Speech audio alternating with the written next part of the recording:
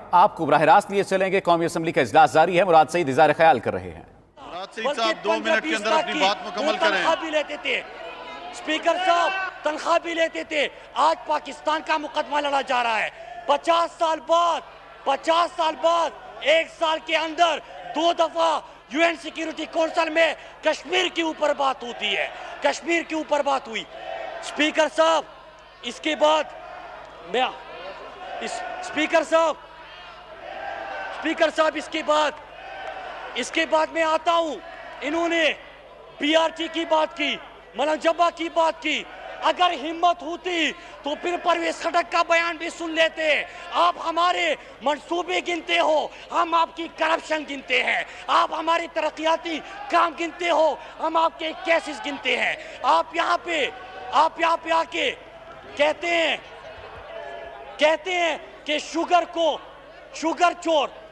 अभी फरजंदे जरदारी आप पे नहीं है, उसने भी शुगर चोर का नारा बुलंद किया। स्पीकर साहब, मैं आपको बताता हूं कि शुगर इंक्वायरी में इमरान खान का नाम नहीं, शुगर इंक्वायरी में शाह महमूद का नाम नहीं, शुगर इंक्वायरी में परवेज खटक का नाम नहीं, शुगर इंक्वायरी में जरदारी का नाम है, शरीफ खानदान का नाम है।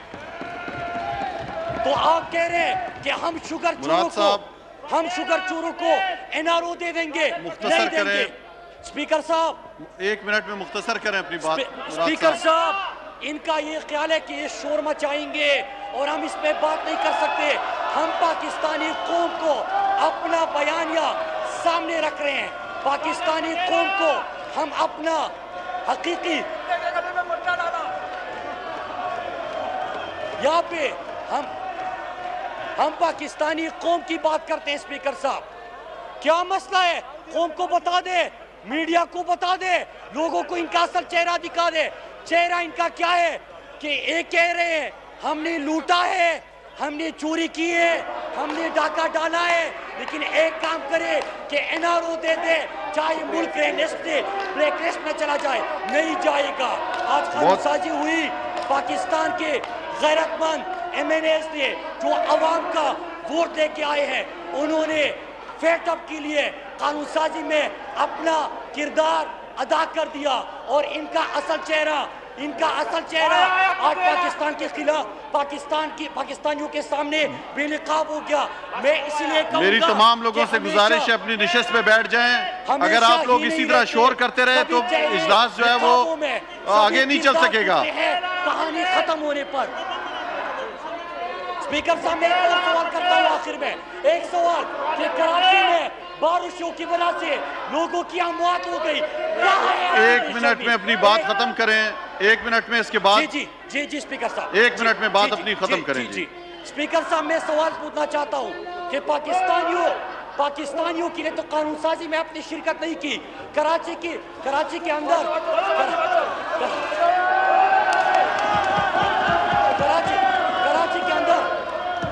के अंदर इस वक्त हमारे कराची के जरूरतमंद लोगों को इंतहाई मुश्किलात का सामना है। मैं सलाम पेश करता हूं कराची के एमएनएस को कि वो आपका मुकाबला कर रहे हैं, कराची के लिए आवाज उठा रहे हैं। मैं पूछना चाहता हूं स्पीकर साहब कि कराची इस वक्त पानी में बह चुका है, कराची डूब चुका है पानी में। बहुत शुक्रिया। मैं स्पीकर साहब गुजारिश करूंगा कि आपने इनके चेयरमैन का, इनकी पार्टी का एक लफ्ज भी कराची के हवाले से सुना है। शर्म आनी चाहिए आप लोगों को। बहुत शुक्रिया जी, बहुत शुक्रिया जी। जनाब असद महमूद साहब। बिस्मिल्लाहिर्रहमानिर्रहीम, नहमदुहु व नुसल्ली अला रसूलिहिल करीम, अम्मा बअद फअऊज़ु बिल्लाहि मिनश शैतानिर रजीम, बिस्मिल्लाहिर्रहमानिर्रहीम। जनाब डिप्टी स्पीकर,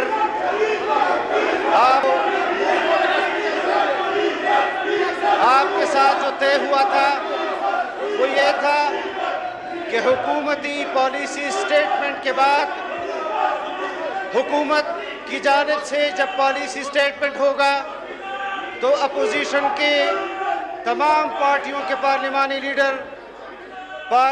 लीडर उस पॉलिसी स्टेटमेंट पर और वो बिल जो आपने पेश किए उन पर बहस करेगी। आज जो बिल आपने पेश किए उस पर हमारा नुक्ते नज़र बयान करने से पहले आपने हमारी बात नहीं सुनी। आपने पाकिस्तान के 22 करोड़ अवाम के हक में जो कानून साजी की है, आपने पाकिस्तान को इस कानून साजी से अमलन अमरीकी कानूनी बना दिया है। आपने पाकिस्तान के अवाम को उनसे उनकी बुनियादी हकूक को ख़त्म कर दिया है। इस कानून से आपने इंसानी हकूक को पामाल किया है। पाकिस्तान के अंदर जो एंटी टेररिज्म एक्ट का आपस में अपनी निशिस्तों पे बैठ जाएं। मेरी तमाम से गुजारिश है कि अपनी निशिस्त पे बैठ जाएं। अगर नहीं बैठेगा तो मैं प्रोव कर रहा हूं। मैं एक दफा दोबारा तंबी करता हूं कि तमाम लोग अपनी अपनी निशिस्त पे बैठ जाएं।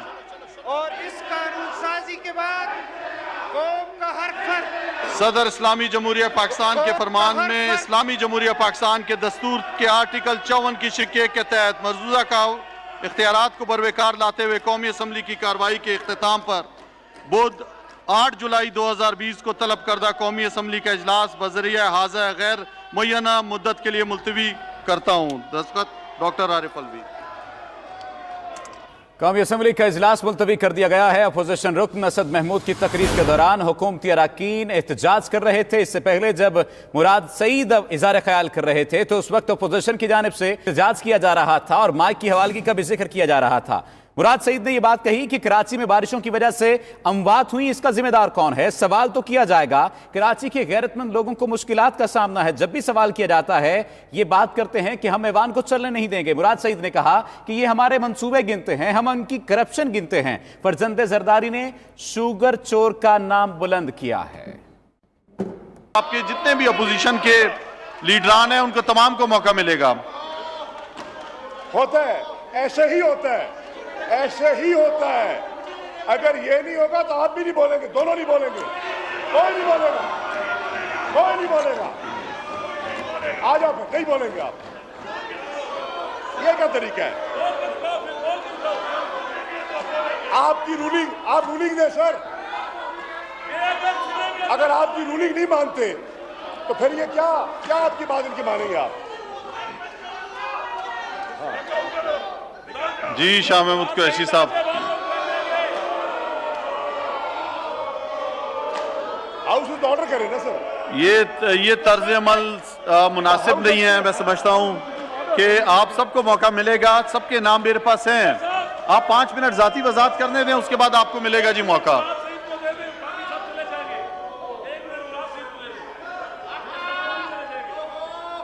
जी शाह महमूद जी। सर हाउस ऑर्डर करें, हाउस ऑर्डर करें।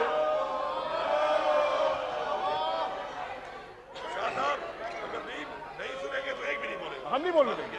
आप सबको कहेंगे फिर ये नहीं बोलेंगे। आप हमारा पसंद कर लीजिए, हम नहीं बोलने देंगे। आप कहें अगर 500% हाउस ऑर्डर करें, हमें हमारा 2-2 मिनट 5 मिनट फिर शक करें बात।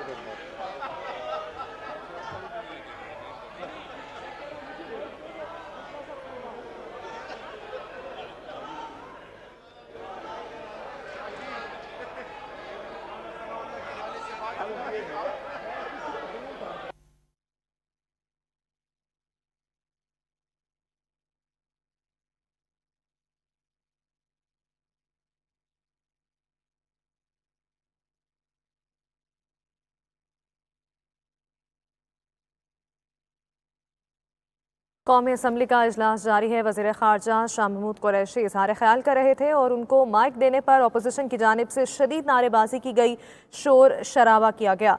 डिप्टी स्पीकर ने ख्वाजा आसिफ की तकरीर के बाद शाह महमूद कुरैशी को माइक दिया, जिस पर ऐवान में शदीद नारेबाजी और शोर शराबा किया गया। अपोजिशन अरकान अपनी नशिस्तों से खड़े हो गए।